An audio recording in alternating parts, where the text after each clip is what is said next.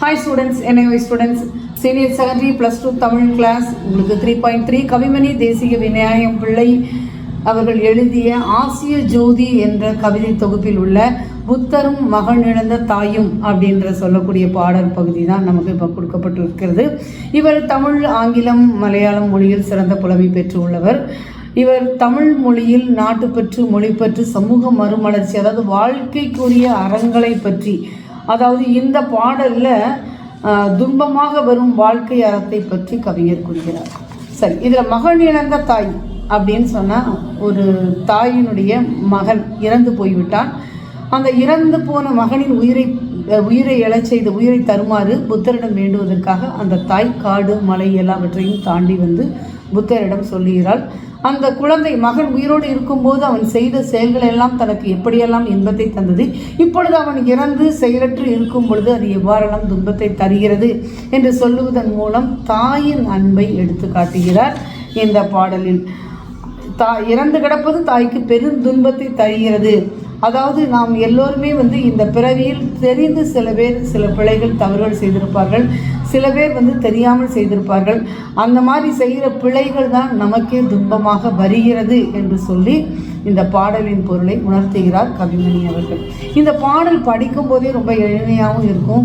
அடுத்து படிக்கும்போது நம்ம கண்களில் கண்ணீர் வரக்கூடிய அளவுக்கு அவர் வந்து உருக்கமாக எழுதியிருக்கிறார். பாருங்கள், முதல் பாடல் நான் சொல்கிறேன் பாருங்க. காடும் மலையும் கடந்து வந்தேன், உன்னை கண்டு துயரமெல்லாம் போக்கம் வந்தேன், வாடிய மலர் செண்டு போல் கிடக்கும் இந்த மைந்தன் உயிரிழச் செய்யும் ஐயா. நான் காடு மலையெல்லாம் தாண்டி உங்களை பார்க்க வந்திருக்கிறேன் அப்படின்னு சொல்லி புத்தரை பார்த்து அந்த அம்மா சொல்லுது. மலர் செண்டு பார்ப்பதற்கு முதல்ல அழகாக இருந்தது, வாடி போயிடுச்சுன்னா எப்படி இருக்கும், அதே போல் கிடக்கும் என் மகனை உயிர் பெற்று எழச் செய்யும் ஐயா அப்படின்னு கெஞ்சி கேட்குறாங்க அந்த அம்மா. அதுக்கு அடுத்து சொல்கிறாங்க பாருங்க. வாய்முத்தம் தராமல் மழலையுரை ஆடாமல் செய்கிடத்தல் கண்டனுக்கு சிந்தை தடுமாறுதையா. வாய்முத்தம், அதாவது குழந்தை அப்படின்னு சொன்னாலே என்ன பண்ணுவோம், நம்ம அரவணைச்சு டக்குன்னு ஒரு முத்தத்தை கொடுப்போம். அந்த வாயின் மூலம் எனக்கு கொடுக்கக்கூடிய முத்தம் தராமல், மழலையில் என்னோடு பேசாமல் இப்படி கிடப்பது என் புத்தி தடுமாறுகிறது அப்படின்னு சொல்கிறாங்க அந்த அம்மா. அடுத்த பாடலில் சொல்கிறாங்க பாருங்க. பின்னி முடிச்சிடமா பிச்சு பூ சூடிடமா என்னும் மொழிகளில் எக்காலம் கேட்பேன் ஐயா. அதாவது ஆண் குழந்தைங்க எப்போதுமே வந்து பெண் குழந்தைகள் பண்ணுறதை பார்த்துட்டு இது மாதிரி எனக்கும் பண்ணிவிடமான்னு சொல்லி ஓடி வந்து சொல்லுங்கள் அம்மா கிட்ட. அதே போல் என் மகன் என்னிடம் தலைவாரி பிச்சிப்பூ சூடிவிடமா என்று சொல்லக்கூடிய அந்த மொழிகளை எக்காலம் நான் கேட்பேன் ஐயா அப்படின்னு அந்த அம்மா சொல்லிட்டு புலம்புறாங்க. அடுத்த பாட்டு.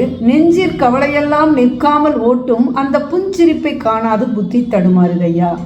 அந்த அம்மா சொல்கிறாங்க, என்னுடைய மனக்கவலைகளை எல்லாம் விரட்டிவிடும் குழந்தையின் புன் சிரிப்பை காணாமல் என் அறிவு தடுமாறுகிறது. முதல்ல அந்த அம்மா என்ன சொன்னாங்க, என் புத்தி தடுமாறுது, வாயில் முத்தம் தராமல் மழலையில் பேசாமல் கிடப்பது கண்டு என் புத்தி தடுமாறுகிறது சொல்லிச்சு. இப்போ சொல்கிறாங்க, என் மனக்கவலையெல்லாம் விரட்டிவிடும் இந்த குழந்தையின் புன் சிரிப்பை காணாமல் என் அறிவு தடுமாறுகிறது அப்படின்னு சொல்லுது அந்த அம்மா. அடுத்தது பாருங்க. அடுத்தது. சித்திரத்தேரும் சிறுவரையும் கூடி என்னை பித்தியிலும் பித்தி பெரும்பித்தி ஆக்குதையா.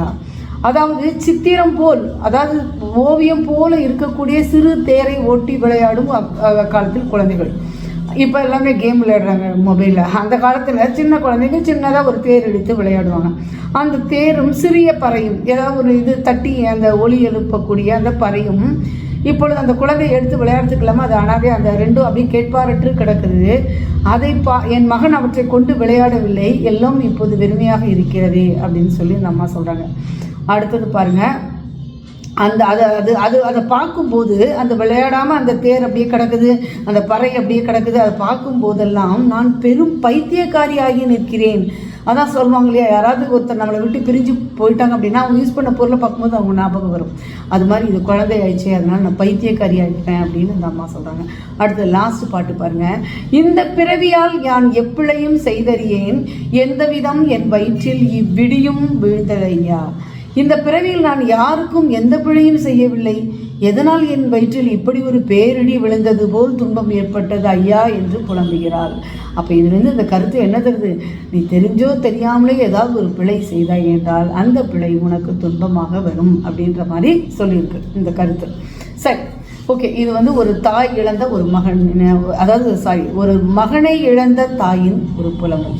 அது வந்து ஆசிய ஜோதின்ற புத்தகத்தில் இருக்குது. இதுக்கு வந்து தன்மதிப்பீட்டு வினாக்கள் 4ம் பயிற்சி வினாக்கள் 3 கொடுக்கப்பட்டிருக்கு. யார் கிடப்பது கண்டு தாயின் சிந்தை தடுமாறியது? மகன் இறந்த உடலை கண்டு. அடுத்த கொஸ்டின், தாயின் நெஞ்ச கவலைகளை நிற்காமல் ஓட்டுவது எது? தாயின் மனதில் ஏதாவது கவலை இருந்துச்சுன்னா குழந்தையுடைய சிரிப்பை பார்த்தோம்னா தாய் எல்லா கவலையும் மறந்துடுவா. இதுதான் ஆன்சர். என்ன எழுதணும்னா ஆன்சர் குழந்தையின் புன் சிரிப்பு. 3வது வினா, எவை தாயை பெரும் பித்தியாக்குகின்றன? பித்தினா பைத்தியகாரி.